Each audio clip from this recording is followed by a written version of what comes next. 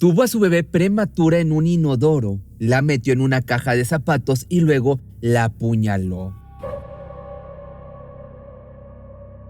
Esta es la polémica historia de Romina Tejerina, una joven argentina de 18 años que dividió al país en dos opiniones diferentes. Había quienes exigían su libertad y quienes la señalaban como un monstruo. O sea, quizás para algunas personas es fácil decir sí, porque mirá, se le hubiera dado al bebé a la hermanita o al cura o al qué sé yo. O sea, para mucha gente quizás es fácil decir, pero nunca ponerse en la piel de una persona que pasó por situaciones así, ¿no? Muy difícil. Lo cierto era que Romina estaba en un shock postraumático desencadenado por la terrible experiencia sufrida 7 meses atrás. El abuso íntimo tras el que quedó embarazada. Era joven, estaba sola, pidió apoyo para interrumpir la gestación, pero nadie fue capaz de brindarle una mano amiga. Por eso, cuando vio a su amiga directamente a los ojos, lo único que pudo percibir en ella era la viva imagen de su abusador.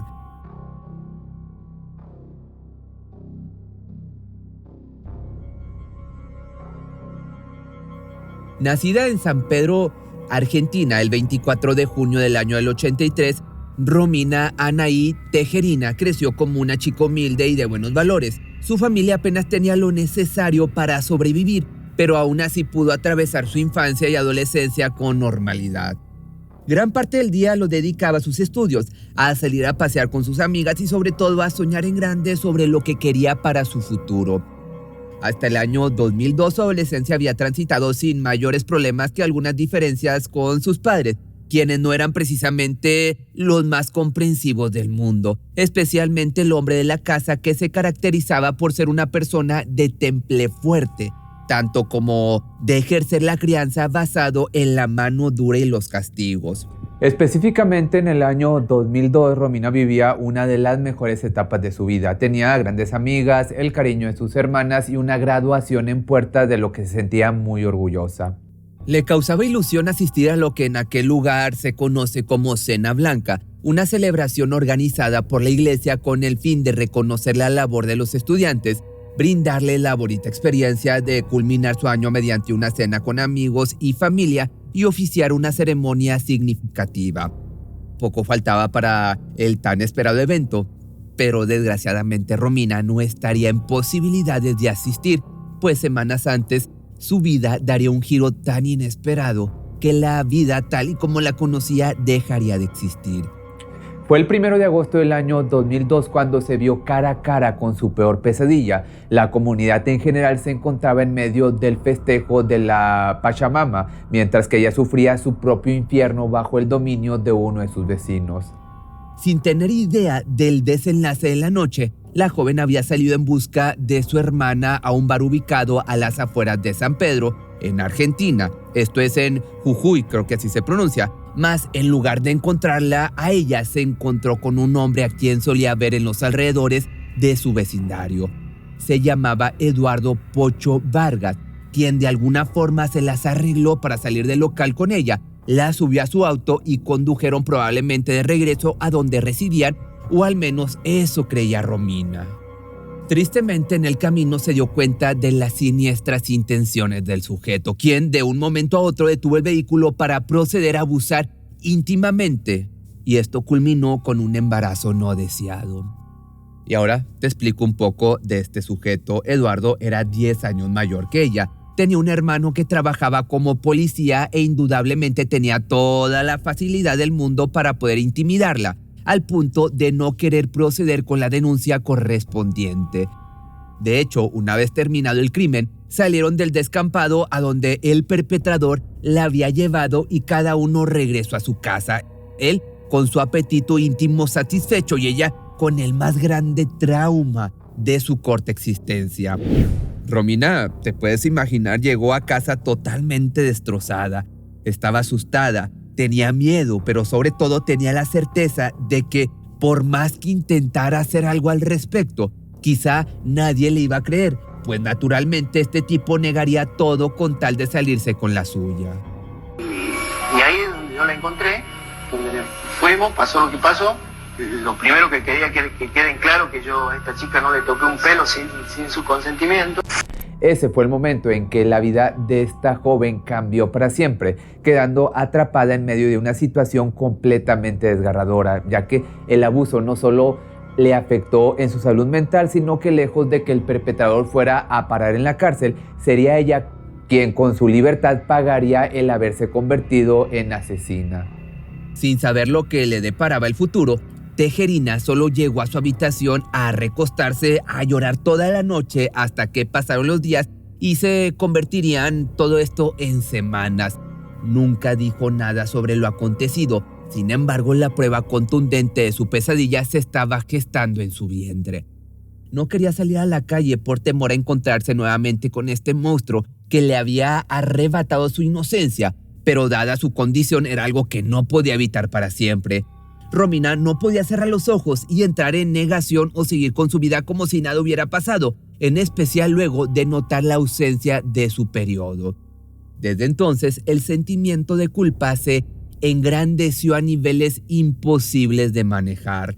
La sociedad que le rodeaba en aquel entonces se caracterizaba por esa costumbre tan errada de culpar a las mujeres por su forma de vestir, por salir tarde a la calle o por provocar de cierta manera los comportamientos de los hombres. Además, por otra parte, la religión católica que su familia profesaba de forma muy devota no le perdonaría jamás un embarazo fuera del matrimonio, como si ella hubiera tenido la culpa. Pero bueno, viéndose entonces acorralada, solo encontró solución en ocultar su vientre abultado.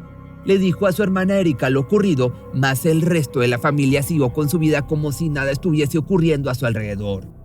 Evidentemente, como te digo, temía ser juzgada, pero su mayor miedo se volcaba sobre la idea de que su padre la echaría de la casa tal y como lo había mencionado anteriormente. Entonces, un día platicando con su hermana sobre la delicada situación, pensaron en la idea de acudir con un médico para interrumpir el embarazo. La joven no tenía ninguna duda, no quería ser madre tan joven y mucho menos producto de un abuso. Creyó que sería fácil acceder a un aborto, sin embargo, el médico le dijo que para hacer el procedimiento debía tener el consentimiento de sus padres, lo cual evidentemente no era posible, así que volvió a donde estaba a un principio. Con el paso ya de los meses cada vez se hacía más difícil ocultar su vientre. Utilizaba vendas, camisas sueltas e intentaba por todos los medios disfrazar todos aquellos síntomas de la gestación. Por ejemplo, las agruras matutinas, dolores abdominales y demás. Casi 7 meses después, en su casa todavía no tenía idea de su condición, ni siquiera ella sabía para cuándo podría nacer el bebé, ya que los cuidados prenatales no se estaban llevando a cabo como se supone deberían de ser. Era 22 de febrero del año 2003. Ese día la joven embarazada y Erika habían acudido a casa de otra de sus hermanas, Mirta. Una vez ahí comenzó a decir que tenía molestias estomacales, las cuales atribuía a que ya había pasado varios días desde la última vez que había acudido al sanitario, relacionando así esos dolores abdominales a un simple estreñimiento. De esta forma, acompañada de Erika, fue a comprar una caja de laxantes. No sabía que al consumirlos, las cosas iban a empeorar significativamente, más aún por la cantidad exagerada que tomó al ingerir toda la caja. Pronto pasaron las horas y con ellas el dolor se fue intensificando hasta que pensó que era momento de entrar al sanitario. Mientras tanto, sus hermanas se quedaron conversando creyendo que al salir Romina ya se iba a sentir mejor. Nadie pudo haber imaginado lo que estaba a punto de ocurrir justo en la taza del retrete. Era la joven con 7 meses de embarazo dando a luz a su bebé prematuramente. Apenas iban en el 7º mes de gestación, por lo que fue algo que la tomó por completo como sorpresa. Ya bastante venía arrastrando aparte luego de la fatídica experiencia del abuso. Un bebé que no quería, malestares físicos, mentales, emocionales. Toda su vida estaba de cabeza y ahora esto, un parto inesperado al interior del sanitario en casa de su hermana. Entonces, cuando la levantó para verle su cara, solo pudo distinguir rasgos del mismísimo Eduardo Pocho Vargas, ese monstruo por el que toda su vida se había ido por la borda.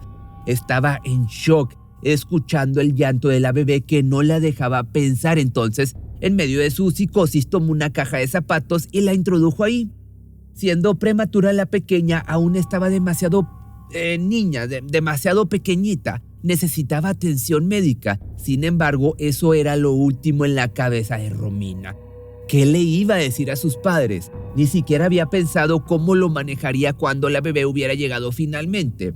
Su juicio se nubló y no encontró otra solución que poner la tapa de la caja sobre la cara de la recién nacida. Al momento que había hecho una especie, de ataúd de cartón, tomó su cuchillo y lo dejó ir en contra de la pequeña, como si no estuviese pensando, como si algo mal la hubiera poseído. Pronto los gritos de dolor atravesaron la puerta al sanitario. Entonces, sus hermanas se percataron de la presencia de un bebé. ¿Será posible que haya dado a luz en el baño? Fue lo que se preguntaron, aunque jamás hubieran podido estar preparadas para lo que encontrarían una vez que abrieron la puerta. Ambas corrieron a ayudar a su hermana y la vieron como nunca antes. Tenía la mirada fija en un punto, perdida, como si su mente hubiera huido de la realidad. Estaba llena de rojo, así como la caja de zapatos que estaba en el suelo, desde donde provenían los gritos de un bebé. Sin pensarlo dos veces, tomaron una toalla, envolvieron a la pequeña y junto con la recién convertida en madre, emprendieron el viaje rumbo al hospital. Ahí los médicos la ingresaron a emergencias esperando hacer todo lo posible para salvarle la vida, siendo esta una tarea casi imposible dada su condición, tanto por las heridas como por su nacimiento prematuro. Lo cierto era que la nena estaba destinada a perder la vida, pero antes de que su corta y trágica vida terminara, se le dio el nombre de Milagro Socorro Tejerina. Milagro solo había llegado al mundo como cualquier otra bebé, siendo inocente y una víctima más de la crueldad humana. Ella no había pedido ser concebida en el vientre de una mujer abusada, sin embargo estaba en medio de una situación bastante compleja. Lamentablemente murió 2 días después en el hospital. Desde ese punto de vista, y cuando se corrió la voz de tan desgarradora noticia, Romina comenzó a ser señalada como una mujer despreciable.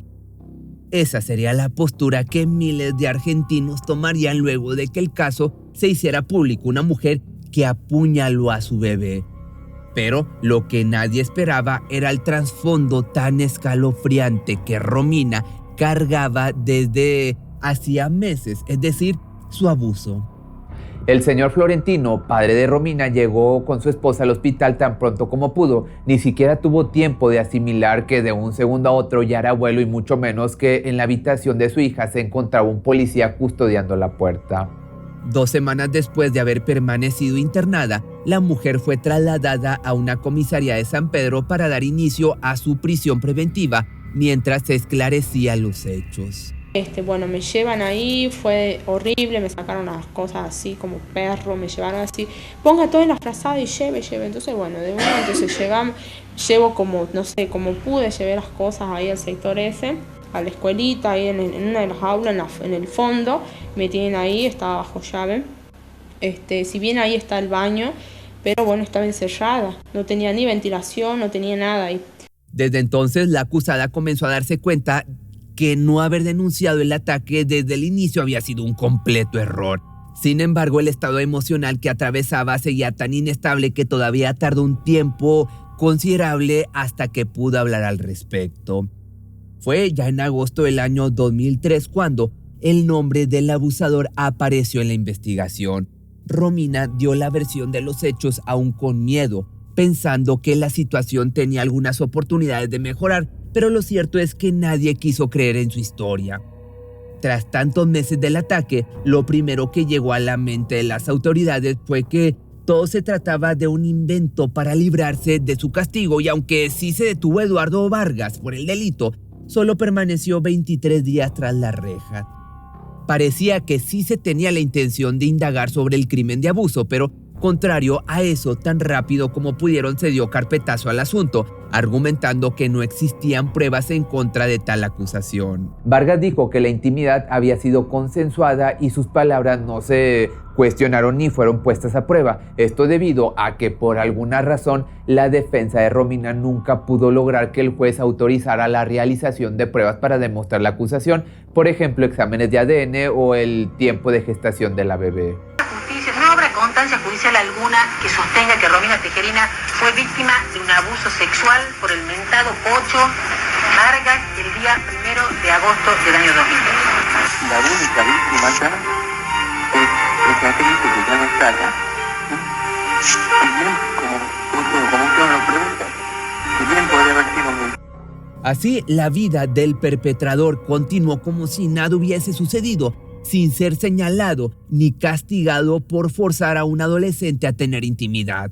Eduardo fue uno de los tantos abusadores que lograron salirse con la suya y de hecho siguen caminando por las calles aún con su insaciable apetito de relaciones íntimas a la fuerza, burlando evidentemente la justicia y haciendo lo que quieren sin repercusiones en medio de una justicia burda.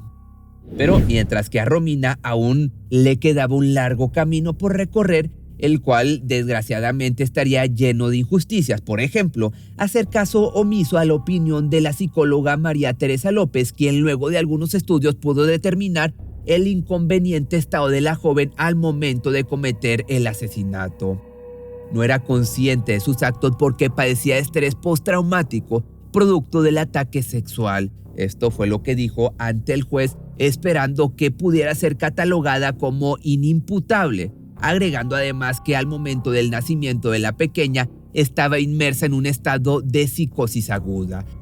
Sin embargo, en contraparte también se escuchó la opinión de la fiscal Liliana Fernández de Montiel, cuyo criterio puso a la acusada como una mujer totalmente cuerda y en pleno uso de sus facultades mentales, señalando así que había actuado en conciencia de querer deshacerse de su bebé.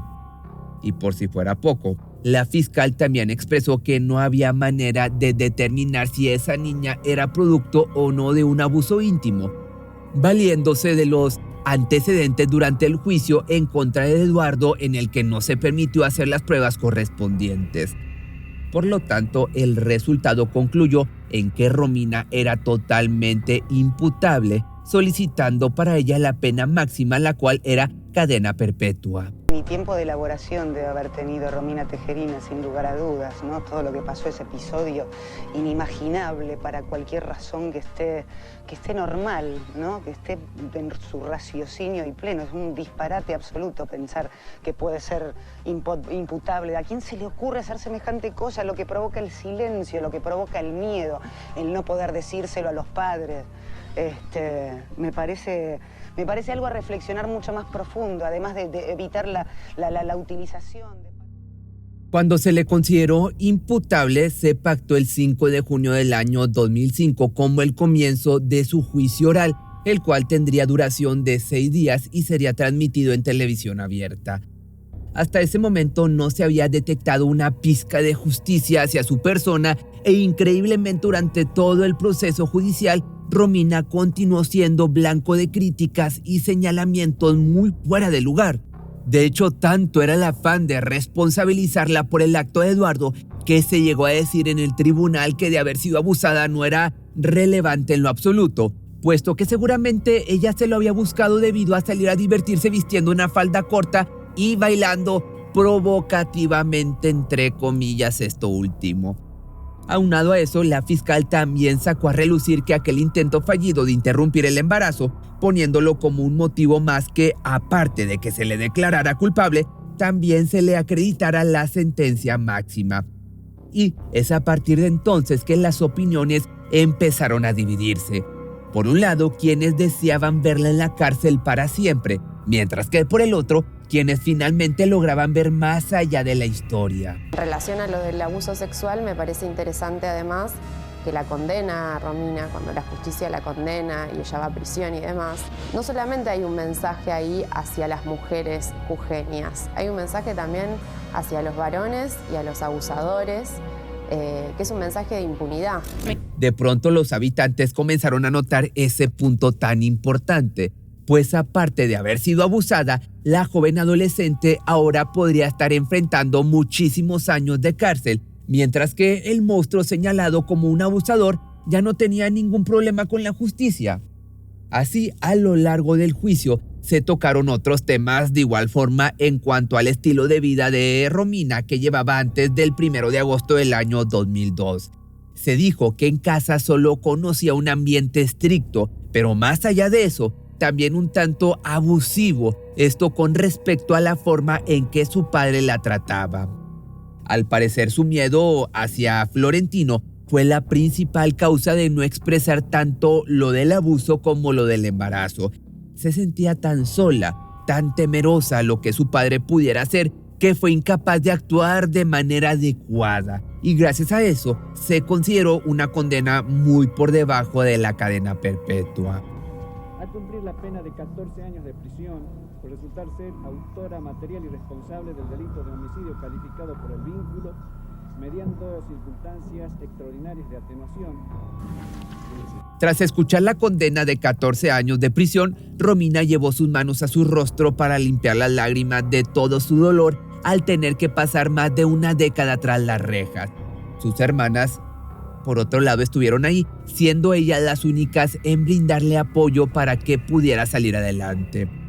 Eduardo Pocho Vargas, por otro lado, no solo se había salido con la suya, sino que luego de escuchar la sentencia se atrevió a pronunciarse en contra de tan pocos años, puesto que según él, esa niña era su hija y solo era una víctima de los aberrantes hechos que entre comillas había hecho su madre. Así, una vez concluido el juicio, la imputada pasó a ser trasladada al pabellón donde se encontraban recluidas madres de familia.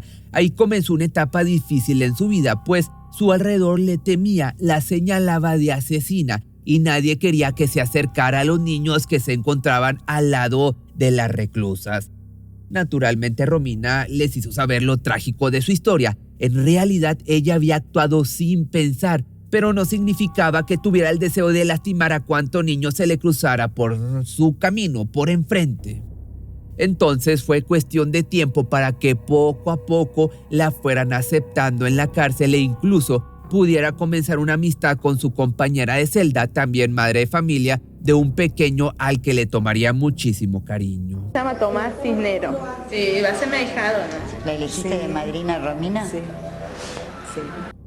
De una u otra forma, la mujer comenzó a aceptar su nueva realidad, pero aquí la pregunta era, ¿esto es justo o injusto? Probablemente sí era injusto, dependiendo del enfoque con que se viera su caso. Sin embargo, nada más podía hacer que continuar con su vida. Entonces, tratando de utilizar su tiempo de la mejor manera posible, comenzando una carrera en Derecho, esto con la finalidad de poder ayudar en el futuro a mujeres que pasaran por situaciones similares.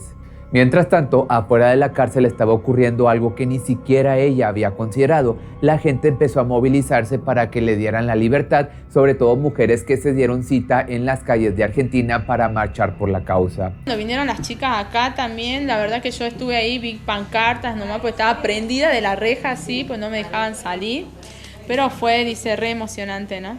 Sí, escuchaba todo, así que sí, la verdad que no ese día estaba afuera, yo me quería quedar a limpiar, hacer algo afuera, pero Romina Tejerina adentro, y bueno, como vivía en pabellones, ahí tenía la ventana y ya me encerraba en esa hora. Entonces, de ahí miraba así, veía las pancartas, todo. Libertad a Romina era el mensaje que circulaba en las calles con letras gigantes, convirtiendo este caso en uno de los más importantes en la historia del feminismo, considerando que entonces aún se consideraba prácticamente un tabú hablar sobre la legalidad del aborto. Las mujeres recordaban su historia como algo que pudo ser diferente, evidentemente, es decir, haber recibido la ayuda necesaria y tomado otro rumbo. Como muchos otros casos que se dan donde las mujeres no se animan a denunciar por el miedo, por la censura, porque ese imaginario social está presente, y en provincias como Jujuy, donde siempre dicen por algo será, porque usaba polleras cortas, porque de pronto seguramente que es muy fácil hablar y juzgar desde afuera y no ponerse en el lugar de la la víctima. Las mujeres, como siempre lo hemos planteado, tienen que llegar molidas a golpes para que crean que han sido víctimas de la violencia. Siempre se pone en duda, siempre son sospechadas. Para nada se contempla a la víctima, todo lo contrario. De pronto, el caso de Tejerina ya se había tomado como estandarte para hacer visibles todos esos puntos que ahora son de suma relevancia, prácticamente encaminando al feminismo como se conoce hoy, que obliga a las autoridades a juzgar correctamente los abusos íntimos, sin culpar a la víctima, justo como lo hicieron con ella. Fueron 9 años de lucha, de manifestaciones y de paciencia para que finalmente en junio del año 2012 se le otorgara a Romina su libertad condicional. Nos ocupamos ahora de un caso que es emblemático en la lucha de la defensa de los derechos de las mujeres. Vamos a hablar de Romina Tejerina, que acaba de recuperar su libertad después de 9 años. Su libertad fue el comienzo de una nueva historia en este lugar en donde ahora es posible interrumpir un embarazo que se den bajo las mismas circunstancias en que se dio el de Romina. Se hicieron visibles cientos de casos similares y sirvió como el mayor ejemplo para que cada día se levante más la voz a denunciar a los abusadores que durante mucho tiempo actuaron sin temor a represalias.